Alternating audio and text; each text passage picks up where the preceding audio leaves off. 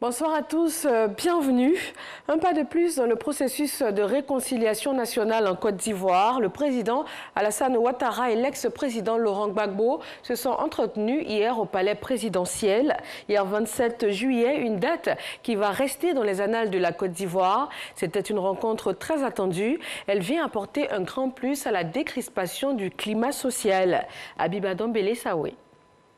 Est-ce qu'il y a des questions pour le président Gbagbo? Pas pour moi, hein? Est-ce qu'il y a des questions? Mais dis donc, ils sont timides là. Bon, il n'y a pas de questions. Merci. Pas de questions. La presse semble tétanisée. Tant l'instant est magique et tant cette rencontre semblait impossible. Personne n'a voulu briser ce rêve, celui de voir ces deux poids lourds de la politique ivoirienne, main dans la main, souriants, affables et dans la convivialité. Des retrouvailles entre deux leaders, deux frères, qui ont tant souffert avec leurs partisans, avec le peuple. 10 ans ont passé, une longue décennie de ressentiment, de douleur, de déchirure. Un long processus de réconciliation qui porte peu à peu ses fruits, qui se consolide avec ses chaleureuses et fraternelles retrouvailles au palais de la présidence de la République. Le symbole est parlant. Laurent Gbagbo et son aîné Alassane Ouattara veulent avancer, faire avancer leur chère Côte d'Ivoire. Laurent Gbagbo plaide pour la libération des prisonniers de la crise post-électorale. Après cette rencontre historique, la politique ivoirienne apparaît désormais sous un meilleur jour.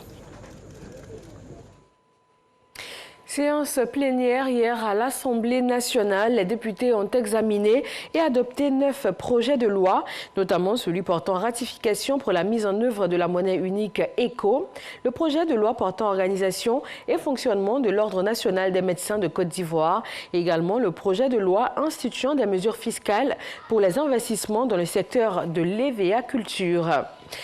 Tokyo 2020, le Brésil n'a pas eu de mal à assurer sa qualification pour les quarts de finale du tournoi olympique grâce à une victoire 3-1 contre l'Arabie Saoudite.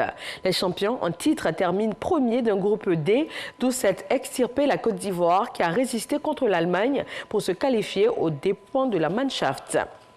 L'affaire des biens mal acquis en Guinée équatoriale, la Cour de cassation a rejeté ce mercredi le recours déposé par Théodorin Obiang. Le fils du président équato-guinéen conteste sa condamnation en France pour détournement de fonds publics dans son pays. Il estime que la justice française n'a pas à se prononcer sur des délits commis à l'étranger.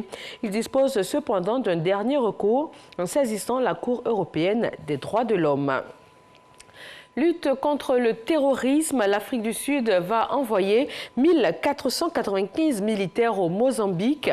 Ils vont prêter main forte contre les djihadistes qui terrorisent depuis plus de 3 années le nord-est de ce pays voisin riche en gaz naturel.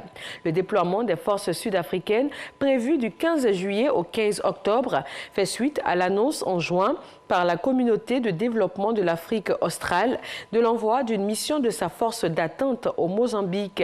Cette opération devrait coûter à l'Afrique du Sud plus de 984 millions de rands, environ 56 millions d'euros. Et puis sur le dossier afghan, Washington met en garde les talibans. L'étau se resserre pour le gouvernement afghan à quelques jours de la visite de son président à Washington.